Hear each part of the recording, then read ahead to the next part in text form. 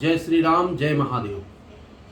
कायरता, बर्बरता और साथ साथ में इंसानियत, मनुष्यता पर जो प्रहार हुआ है पहलगांव कश्मीर में, वो सुनकर के, देख करके ऐसा प्रतीत होता है ऐसा तो कभी दुर्योधन ने भी नहीं किया होगा, ऐसा कभी रावण ने नहीं किया होगा। बड़े बड़े निशाचर आए, बहुत बड़े बड़े राक्षस आए, लेकिन उन्होंने इतनी बर्बरता से कायरतापूर्ण हरकत, कायराना हरकतें नहीं की होंगी। क्यों? क्योंकि वो वीर होते थे। और ये जो कायर हैं पाकिस्तानी, ये कायरता की नस्ल आकर के उन निहत्थों पर गोली मारते हैं, उनको बेसहारा, जो जिनके आगे पीछे न उनके जिनके हाथ में ईंट पत्थर भी नहीं होता है, उनको गोली मारते हैं और अपने आप को कहते हैं कि हम बहुत बड़े वो हैं, डॉन हैं, हम पता नहीं कौन कौन से, हम लश्कर तैयबा, पता नहीं कौन कौन सी संस्थाएं चलाते हैं। कितनी कायरानापूर्ण हरकत है कि निहत्थे गए टूरिस्ट, उन पर हमला कर रहे हो, बेचारे घूमने के लिए गए हैं। आज सोचने पर विवश होना पड़ रहा है कि कहाँ घूमा जाए, कहाँ नहीं। और अगर जो ये घूमना घामना नहीं होगा तो जिन जिन की टूरिस्ट प्लेस में पेट और रोटी की बात आती है, उनकी रोटी कैसे चलेगी। सोचना चाहिए कि कश्मीर में अधिकतर मुसलमान और उन्हीं अपनी ही कौम को खाना ना मिले, वो कायराना हरकत करने वाले ये आतंकवादी कितने दुष्ट हैं, निशाचर हैं, नीच हैं, इनकी प्रवृत्तियां नीच हैं। और मैं एक बात और बता देना चाहता हूं, भर्तृहरि शतक याज्ञवल्क्य शिक्षा में स्पष्ट रूप से लिखा हुआ है, ऐसी घटना करने वाले जो निहत्थों पर वार करते हैं, जो कायराना हरकत करके लोगों को मारते हैं, लोगों की जान लेते हैं, उनकी नस्लें मिट जाती हैं, नस्लें। और कोई उनको बचाने नहीं आता, कोई खुदा बचाने नहीं आता, क्योंकि खुदा भी रक्षक है, खुदा रक्षा करता है। जब अब किसी परेशानी में कोई मुसलमान होता है तो कहता है या खुदा रक्षा कर, तो वो रक्षा करने के लिए आता है, मारने के लिए नहीं आता है। और उन बेचारे निहत्थे लोगों पर, और जात पूछ रहे, हिंदू हो मुस्लिम हो, क्या हिंदू है तो मारना पड़ेगा? मार दोगे? कहां कहां मारोगे? कितने लोगों को मारोगे? और ये जो पढ़ाई का पाठ्यक्रम है, ये जो पढ़ाया जा रहा है कि इस कौम को खत्म करो, ये तुम्हारे नहीं है, ये हमारे नहीं है, बहुत बड़ी गलतफहमी में हो। और मैं पुनः भारत सरकार से निवेदन करूंगा कि जवाब ऐसा चाहिए कि नस नस थर्रा जाए, नस नस कांप जाए, और 100 बार सोचने पर उन आतंकियों को मजबूरी हो जाए, मजबूरी बस सोचना पड़ जाए, 100 बार सोचना पड़े कि हमें भारत की दीर्घा में जाना है, कि हमें भारत की सीमा लांघनी है, भारत के छाती पर वार करने के लिए जाना है। 1000 बार सोचना पड़े और पैर कांपने लग जाएं, हाथ कीर्तन करने लग जाएं।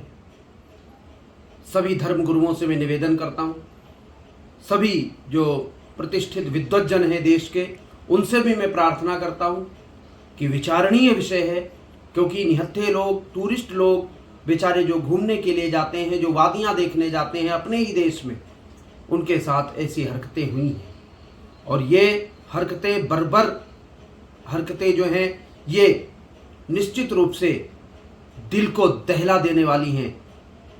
दर्दनाक हादसा हुआ है, और इस दर्दनाक हादसे में जो लोग गए हैं उनके लिए मैं श्रद्धांजलि अर्पित करता हूं, संवेदना व्यक्त करता हूं कि परमात्मा उनके परिवार को निश्चित रूप से वह क्षमता प्रदान करे, क्योंकि जिन्होंने अपनों को अपने सामने गोली लगते हुए देखा है, जिन्होंने अपनों को अपने सामने खोते हुए देखा है, जिन्होंने अपनों को अपने सामने शरीर छोड़ते हुए देखा है, आत्मा निकलते हुए देखा है, सोचो उनके दिलों पर क्या बीत रही होगी, सोचो उनके परिवार क्या सोच रहे होंगे, सोचो उनके अंदर कितनी दहशत होगी।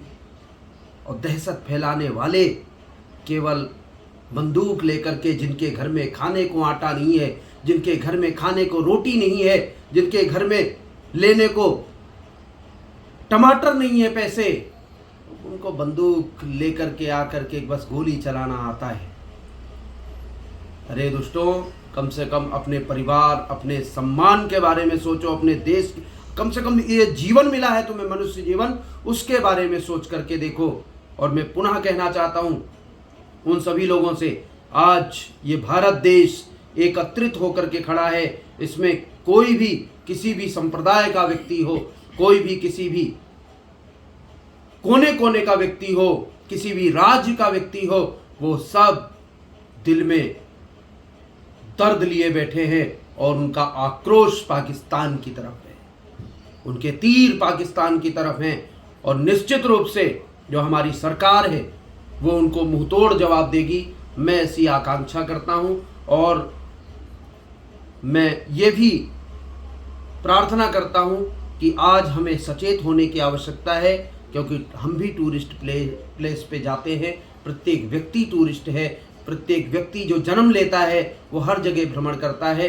कोई भी आपराधिक ऐसी हरकतें ना हो, उसके लिए हमें अभी से बैठकें करनी है, सचेत करना है और सरकार के सहयोग में खड़े होकर के हमें उन आतताइयों को निश्चित रूप से झुंझलाना है और उन्हें उनकी नस्ल खोद करके उनके सामने ला करके दिखानी है कि तुम ये हो। और तुम्हें देखिए, योद्धा कोई भी हो, जो योद्धा होता है वो सामने छाती करके वार करता है, पूछ करके वार करता है, क्योंकि योद्धा वही है जो वीर है, जो वीर है वही योद्धा होता है। ये तो कायर है जो बंदूक लेकर के आते हैं, निहत्ते लोगों पर गोलियां चला करके, बरसा करके चले जाते हैं।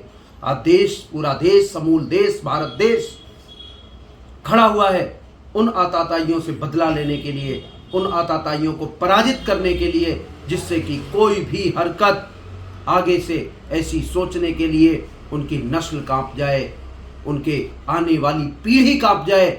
मैं प्रार्थना करता हूं भगवान से, उनका तो सर्वनाश होना ही है जिन्होंने ऐसी हरकतें की हैं। देखिए, परमात्मा किसी को माफ नहीं करता है। उसके घर में देर हो सकती है, उसके घर में कोई अंधेर नहीं, बहुत सारी लाइटें हैं, वो सबको पहचान लेता है और वो सबके चेहरे, उसके पास बड़े बड़े कैमरे हैं, सबके चेहरे, उनकी तो नस्ल खत्म होगी। लेकिन फिर भी भारत सरकार के द्वारा एक ऐसा कदम उठाया जाए जिससे कि पाकिस्तान चिल्ला चिल्ला करके कहे कि हमसे बहुत सारी गलतियां हुई हैं और दोबारा गलती करने लायक ना रखा जाए। जय हिंद, जय भारत माता।